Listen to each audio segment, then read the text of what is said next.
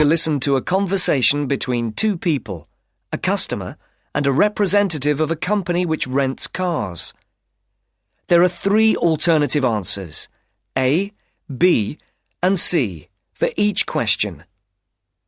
Decide which alternative is the most suitable answer and circle the appropriate letter. First, you have some time to look at questions 1 to 6.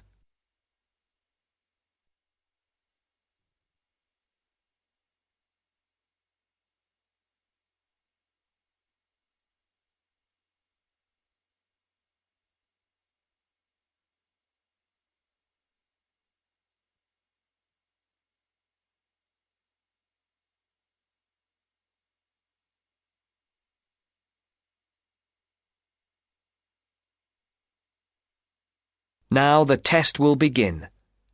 Remember, you will hear the recording only once, so answer the questions as you listen. Now listen to the first part of the conversation and answer questions 1 to 6. Thank you for calling Carline. So that we can best help you, can you please press the star button on your phone now? Thank you. Now choose one of the following 4 options by pressing the buttons on your telephone. Press 1 if you would like to make a car reservation. Press 2 if you would like to talk to someone about a car reservation. Press 3 if you would... Please hold while we put you through to one of our assistants.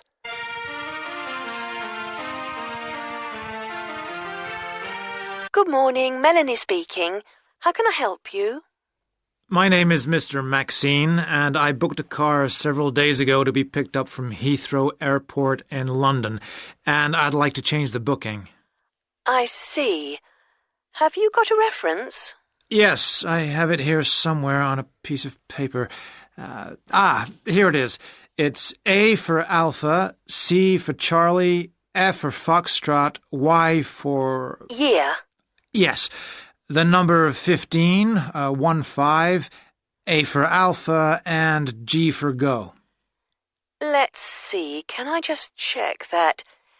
ACFY15AG. Yes. Mr. John Maxine. Yes, that's it. Okay, so how can I help you? I booked a car for 3 days from this Friday at 6 p.m. to Monday at 6 p.m. Yes, a manual. I'd like to change it for a larger car and an automatic rather than a manual. And I'd also like to book it for 5 rather than 3 days. Okay, let's have a look. We have an estate which is automatic. Yes, that would be perfect. There is a difference in price, though. For the extra 2 days? Yes, but also for the size of the car. The estate is £15 more expensive per day than the saloon car you have already booked. Okay, and how much extra is it altogether then? That makes it an extra £165. It seems rather expensive. The last time I hired one, it wasn't so much. When was that? Several weeks ago. I see. Before the speakers continue their conversation, look at questions 7 to 10.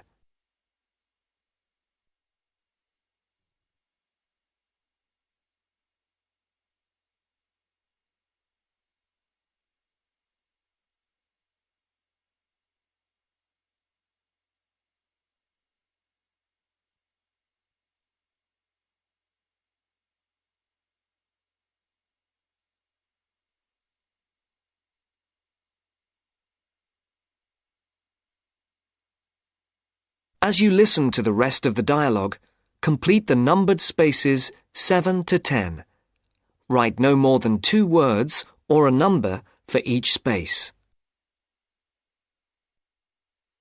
Well, it's basically because the rates change daily according to the cars available. The estate is the last automatic we have for hire for that period. We have a manual estate which is cheaper, if that would help. No, it has to be an automatic. OK. Shall I debit your card for the extra £165? Is it possible for me to pay the extra in cash when I pick up the car at the airport? I'm afraid that isn't possible, as there are no facilities for handling cash at that time of the day. That seems odd. It's because the money can't be banked in the evening, and for security reasons, no cash is held on the premises. OK, you can debit my card. You'll have to give the number to me again. Isn't it logged on the screen? For security reasons, it doesn't come up on the screen when we look at the booking. Any changes, and it has to be entered again. I see. It's 3-4-4-5-9-9-1-1. 3-4-4-5-9-9-1-1. 4-4-2-5. 4-4-2-5. 7-7-5-0. 7-7-5-0. OK, that has now been authorised. Shall we send the receipt to your Park Vale address? Yes, number 40. Is there anything else I can help you with, Mr. Maxine? No, nothing else, thank you. Have a nice trip. Thank you. Goodbye. That's the end of section 1. You now have half a minute to check your answers.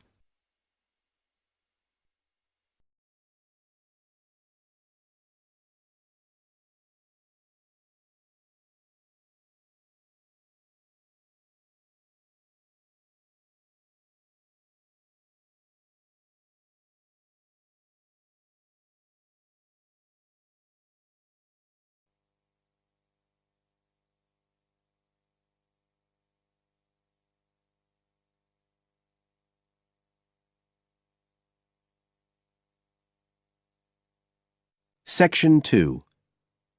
You will hear Joanne describing her home city of Darwin in Australia to a man called Rob, who hopes to go there. First, you have some time to look at questions 11 to 15 on page 67.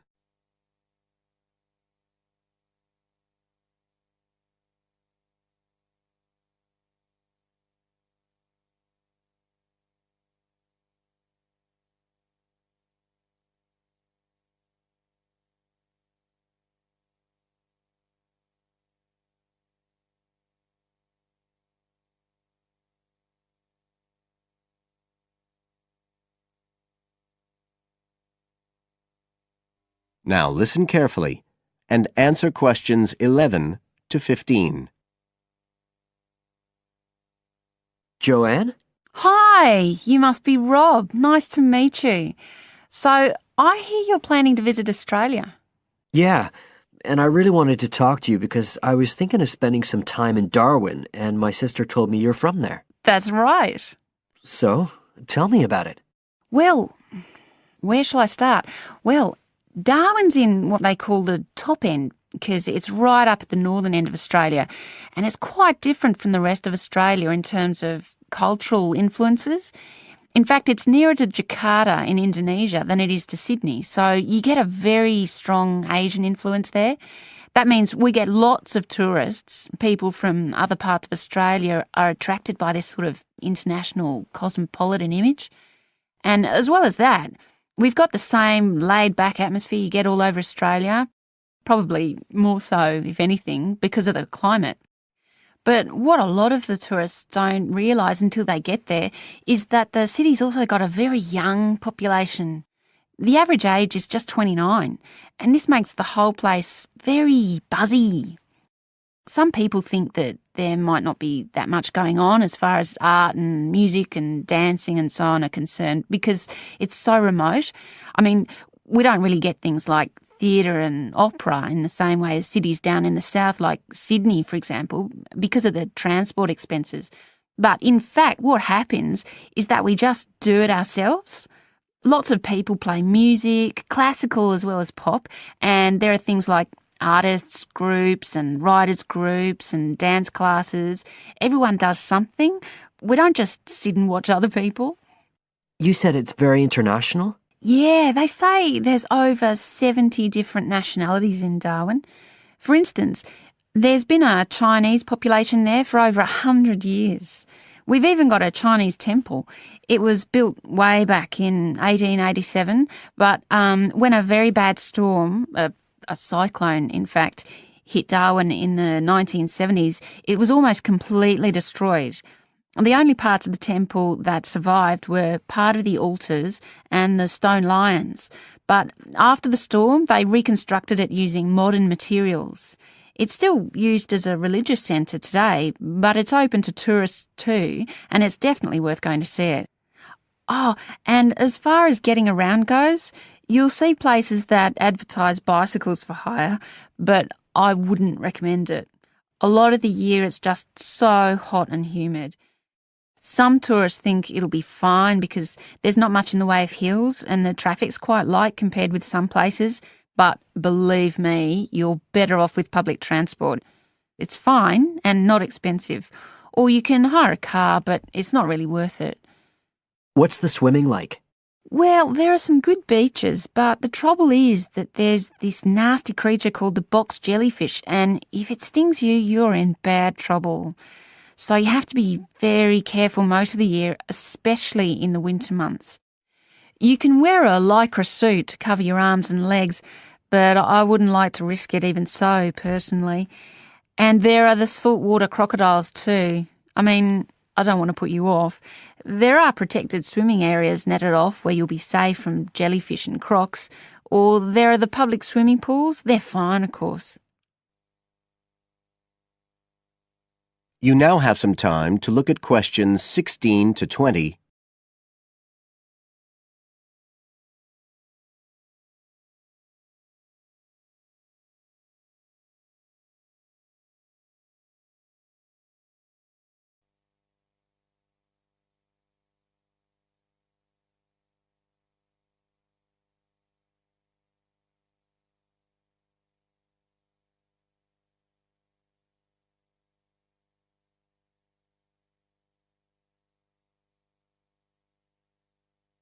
Now listen and answer questions 16 to 20.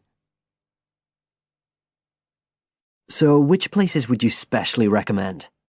Well, one of the most popular attractions is called Aquascene. What happens is every day at high tide, hundreds of fish come in from the sea, all different sorts, including some really big deep sea fish. And some of them will even take food from your hand. It's right in the middle of town at the end of the esplanade. It's not free. I think you have to pay about $5, but it's definitely something you have to experience. Then, of course, Darwin has a great range of food. Being such a cosmopolitan place, and if you don't have lots to spend, the best place to go is to Smith Street Mall, where they have stalls selling stuff to eat. There's all sorts of different things, including Southeast Asian dishes, which I really like. You'd think there'd be plenty of fresh fish in Darwin, as it's on the coast, but in fact, because of the climate, it mostly gets frozen straight away. But you can get fresh fish in the restaurants on Cullen Bay Marina. It's a nice place to go for a special meal, and they have some good shops in that area too. What else? Well, there's the Botanic Garden. It's over 100 years old and there's lots to see. An orchid farm, rainforest, a collection of palm trees, a wetlands area. You can easily spend an afternoon there. That's at Fanny Bay, a couple of kilometres out to the north. Then, if you've got any energy left in the evening, the place to go is Mitchell Street. That's where it all happens as far as clubs and music and things are concerned. You'll bump into lots of my friends there. Talking of friends, why don't I give you some email addresses? I'm sure they wouldn't mind if you... That is the end of section 2. You now have half a minute to check your answers.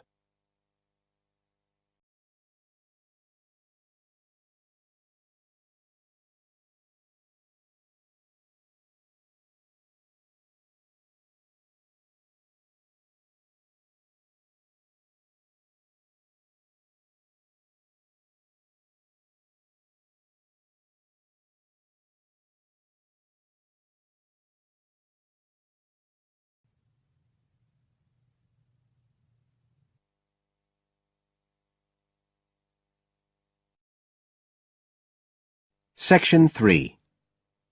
You will hear part of an interview between Dr. Hilsden, a member of staff on a fashion design course, and a student, Julia, who is applying to do the course.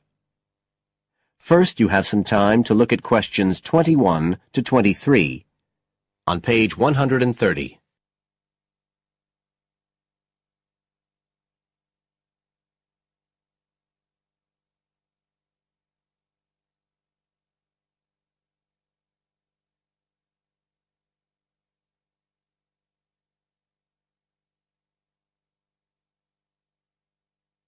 Now listen carefully and answer questions 21 to 23.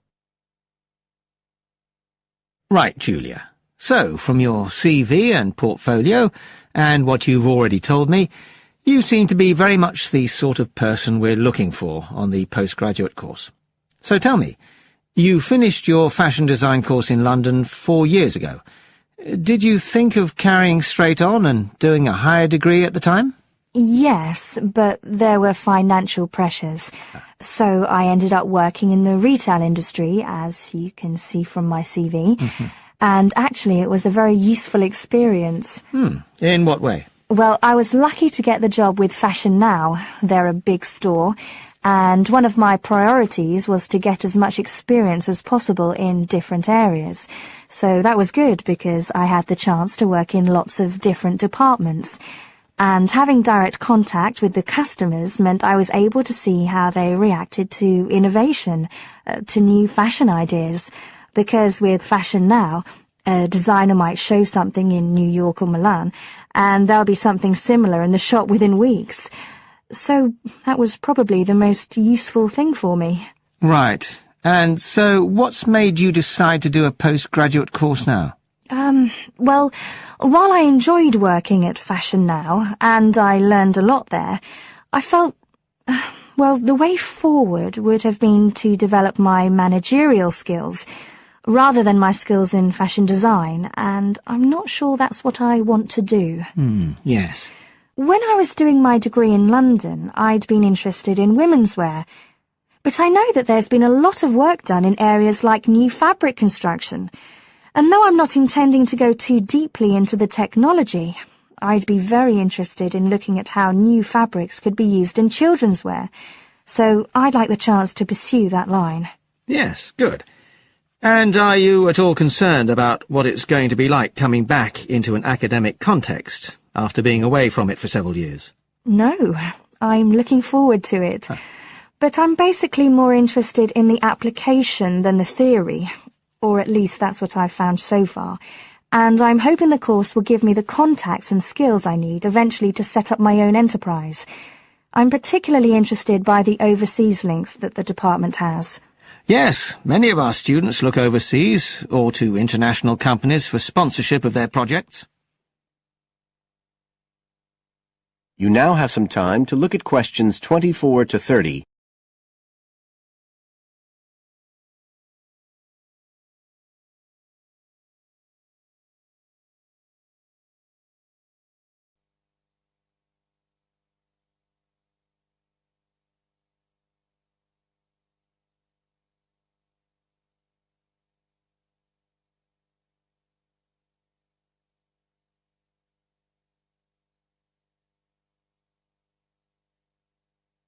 Now listen and answer questions 24 to 30. And the facilities here look excellent. I just went to look at the library. It's really impressive. There's so much room compared with the one at my old university. Yes, most students find it's a good place to study. And there are link-ups to other universities, of course, and all the usual electronic sources. The staff run an information skills programme, which we recommend all postgraduates do in the first week or two. Design students find these special collections particularly useful. Yes. Then we have a separate computer centre, which has its own academic coordinator, Tim Spender. He's got a background in art design, and the ethos of the centre is that it's a studio for innovation and creativity, rather than a computer laboratory. Oh, right. I liked the study spaces where students can sit and discuss work together. Very useful for joint projects.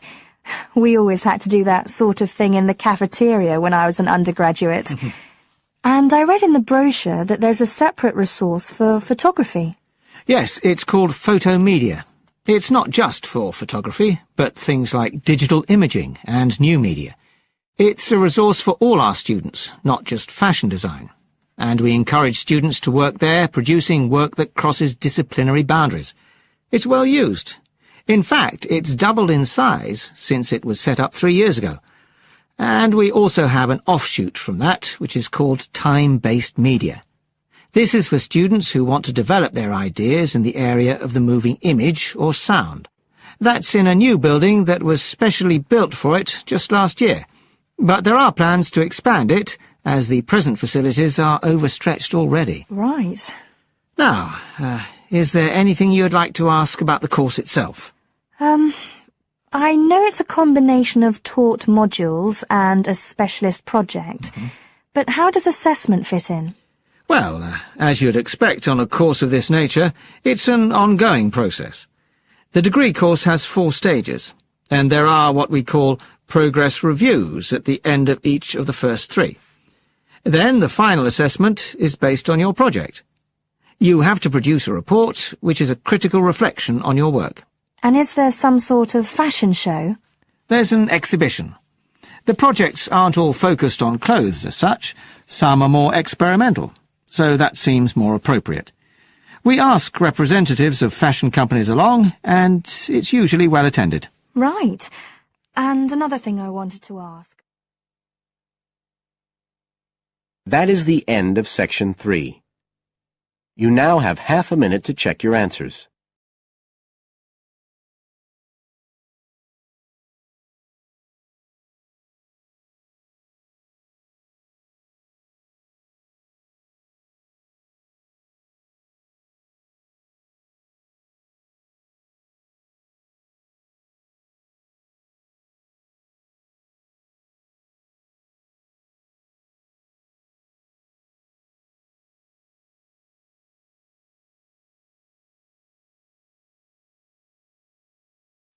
Section 4. In this section, you will hear a lecture on the research on teen brain. Now you have half a minute to read the questions 31 to 40.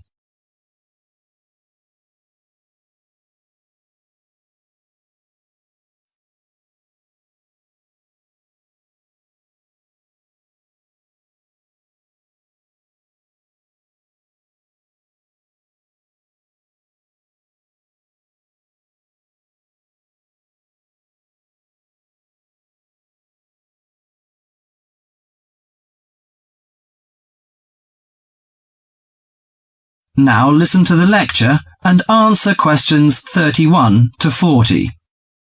Today our guest is Joseph Parks, Medical Director for the Botany Department of Mental Health. He's going to give a lecture about the research on teenage brain.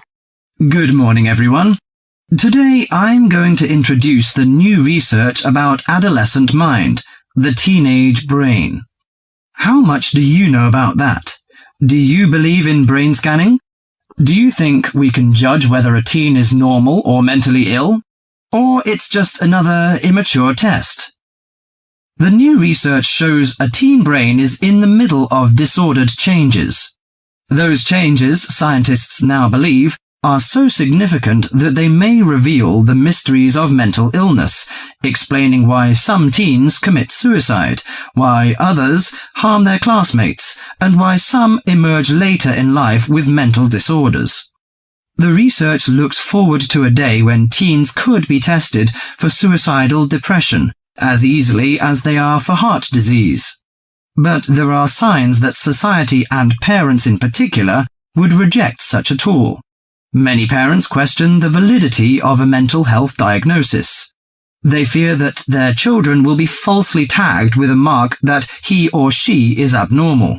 At the center of the debate is the teen brain, its confusing architecture, and the difficult question of what's typical in a teen and what's not. Under the old thinking, the adolescent brain was fully formed, needing only to be filled with facts, figures, and experiences to become an adult mind. At the same time, many people rejected the idea that young people were even capable of developing mental illnesses. However, the new research shows a teenage brain is an organ in transition. It has an unstable and vulnerable composition. The evolving teenage brain clearly isn't adult-like until the early 20s. If teens act young and stupid, it may be because brain areas that govern rational thought are not mature yet. All that is fine when the brain develops normally. But if the teen brain fails to successfully reinvent itself as an adult brain, mental illness may happen. Researchers increasingly believe if that process stops for some reason, teens are likely to develop mental illness. Early warning signs might be disregarded, as adults may think them the typical teen behaviors. Perhaps the chief hope of the new research is that it could make a difference for teenagers suffering from mental disorder and major depression. These can lead to suicide, which for years has been the leading cause of death for teens. Until recently, scientists couldn't peer into living brains to look for changes associated with normal development or mental diseases. That is beginning to change as researchers develop ever more sensitive brain scanners. However, the composite pictures are somewhat misleading. A snapshot of an individual brain may fall somewhere between normal and mentally ill. For now, psychiatrists and psychologists must still rely on interviews and observations of children's behavior to diagnose mental illness. That is the end of section 4.